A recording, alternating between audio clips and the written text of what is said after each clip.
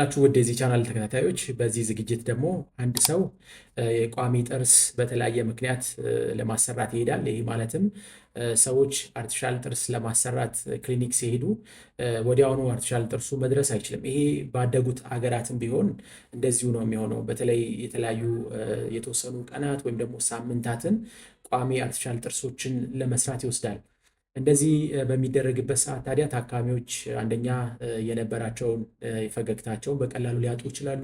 እንደዚሁም ደግሞ የስራ ጸባያቸው ከሰዎች ጋር የሚያገናኝ ከሆነ የስነ ልቦና ጫናው እንደዚሁ ከፍተኛ ነው። እንደዚሁም ደግሞ ድዳችሁ እንዲሁም ደግሞ ጥርሳችሁ የሚገናኝበት ቦታ ላይ ወይም ደግሞ የተቀረጸበት ቦታ ላይ የመዛነፍ ሁኔታዎች ሊመጡ ይችላሉ። ስለዚህ ሁልጊዜም ያንን ቲሹ ወይም ደግሞ ድዳችሁን የሚጠብቅ ጊዜያዊ ጥርስ እንደዚሁም ደግሞ አነጋገራችሁን የሚያስተካክል የስነ ልቦና ችግር እንዳይፈጠር ሳፖርት የሚያደርግላችሁ ጊዜያዊ ጥርሶች ያስፈልጋሉ። በተለይ ደግሞ ዚርኮኒያ ጥርስ እንደዚሁም ደግሞ ኢምፕላንት ለሚያሰሩ ሰዎች እነዚህ ጊዜያዊ ጥርሶች መደረግ ግዴታ ነው። ምክንያቱም እንደምታውቁት ዚርኮኒያ ምናልባት ከሳምንት ያላነሰ ጊዜ ለመስራት እንደዚሁ ጊዜ ይወስዳል። እንደዚሁም ደግሞ ኢምፕላንት ከ3 ወር እስከ 5 ወር ጊዜ እንደዚሁ ለመስራት ጊዜ ይፈልጋል። ስለዚህ እነዚህ ሰዎች ጥርሳቸውን ሙሉ ለሙሉ አተው እንደዚሁም ደግሞ ክፍት ሆኖ አነጋገራቸው ተቀይሮ እንደዚሁም ደግሞ የተቀረጸው ድድ በተለይ የፊት ለፊት ጥርስ ሲሆን